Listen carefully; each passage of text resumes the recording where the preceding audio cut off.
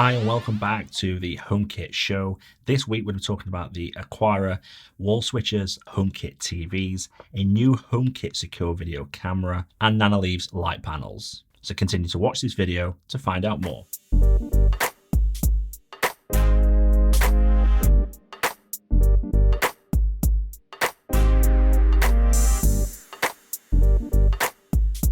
Hi, welcome back. My name is John from HomeKit Authority, and this channel is dedicated to everything HomeKit, news, reviews, and tutorials.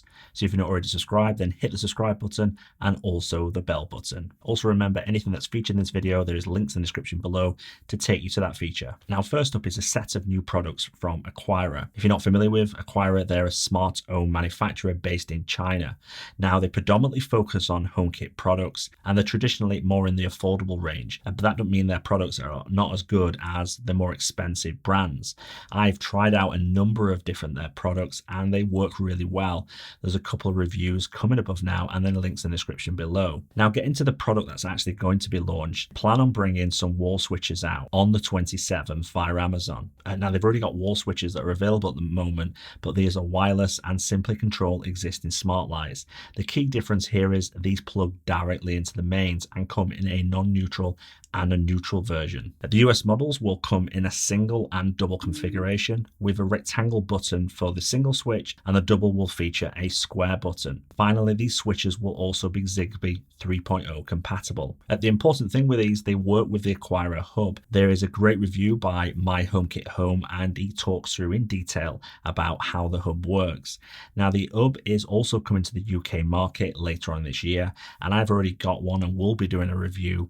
Now these two new products come out on the 27th and available for US customers via Amazon.com. Don't forget to follow my Twitter accounts. Once they go live, there's going to be some special discount pricing, which on the 27th, as soon as I know them, I'll tweet that out. And now I've not been able to get my hands on these simply because I'm in the UK. However, there's some reviews by some fellow YouTubers and they go into in-depth details of how these work, how to set them up, and what they think to the products. So don't forget to check those three guys out, which is Eric, Shane, and Chris, and there's links again in the description below. Check those videos out because you'll get a good understanding, and then when they become available on Monday, then you can find out whether this is the right product for you. So next up is Nanoleaf's Hexagon panels. There has been some news this week suggesting that the release is pretty imminent. Now this comes from a source called HomeKit News. Now I'm still skeptical whether how imminent these are. It's simply based on to take your email in order to send you an email when pre-order is available.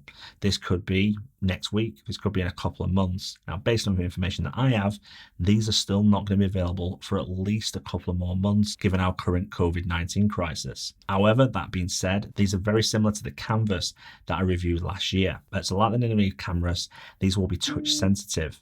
They can be controlled with audio or via music, which can turn the lights on and off depending on what settings you've set. And they've got 16 million colors. And when I reviewed the Nanoleaf Canvas last year, I was impressed with how they worked, setup, and how they interacted with sound and all of those things. What I wasn't impressed with is the price. They're pretty expensive for what they are. And in order to achieve one of the designs on the Nanoleaf website, you have to be spending in excess of £1,000. Now, there's a lot of people that rave about these, but these are traditionally YouTubers that get sent them for nothing, that don't have to pay the money out to get them. I think there's a lot more interesting products that offer a lot more value for money. Now, that being said, this may be a controversial opinion. That's simply my opinion. I'm also questioning whether we do need to see another product from Nanoleaf. They've already got the Canvas product and a previous product before. This is simply just a new design with the same technology in. So it's going to be interesting to see what these do when they finally come out and whether anything or additional is going to be available. Now, like I said at the start of this, these are still not shipping. You can go onto the website, leave your email address to be updated when pre-orders will happen, but I still think these are a couple of months away from being available for pre-order. I may be wrong, but it'd be interesting to see if that works out. Next up is some news for HomeKit TVs.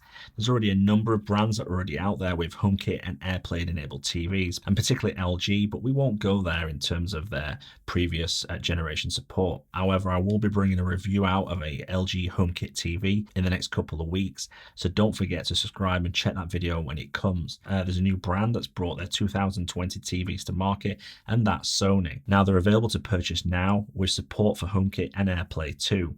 The range from Sony starts at 43 inches up to an eye-watering 85 inches. Most of the 2020 lineup feature LED technology, but on the top end of Sony's ZH8 lineup, they include two models with an 8K resolution. They also support AirPlay too, which means you can stream your music and keep everything in sync. And now prices start at $599 for the smallest sizes, and they go all the way up to 85 inches at nearly $3,000. Certainly, it is interesting having a HomeKit TV in the home.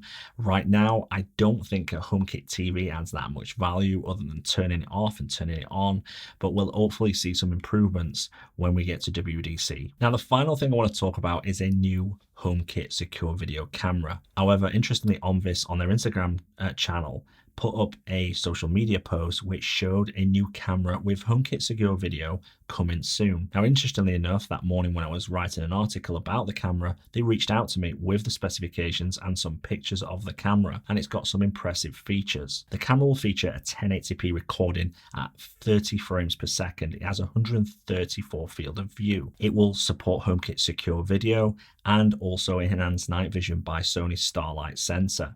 It's compatible with Wi-Fi on the 5 GHz and the 2 GHz bands. It also features local storage up to 128 gig, two-way audio, and it is mains powered. Now, it's really interesting this device is coming out, and it's going to be coming out in May, which is exactly the same time as the EveCam and also the Eufy indoor cameras. Now, they've not released pricing at this stage other than to say it's going to be competitive with other products. Now, it's great to see that HomeKit cameras are coming out, especially HomeKit secure video cameras, but it's going to be interesting to see when the pricing is revealed how competitive this is going to be against a Eufy indoor camera. While it's got better frames per second, it's still using 1080p, whereas the Eufy cameras are using 2K resolution. It's going to be interesting to see how competitive the price this camera is and how it's going to match up against the other cameras. Now, they have said they are going to send me a review unit within the next couple of weeks, and hopefully I'll be testing them side by side with the EveCam, the Eufy Cam, and this camera to give you my opinion whether this is worth buying. Now, as more information comes out on this camera, I will be putting it on my website or I'll be tweeting it, so don't forget to check out the website and also follow me on Twitter. So guys, thank you very much for watching the HomeKit Show. Hopefully you found it useful, and if you've got any suggestions, comments, and leave them in the comment section below. If you've liked this video, give me a thumbs up. Also, don't forget to subscribe to the channel to receive notifications when new videos come out, and also don't forget to check the rest of the channel out, which has got HomeKit news, reviews, and tutorials. Thanks very much. I'll speak to you soon.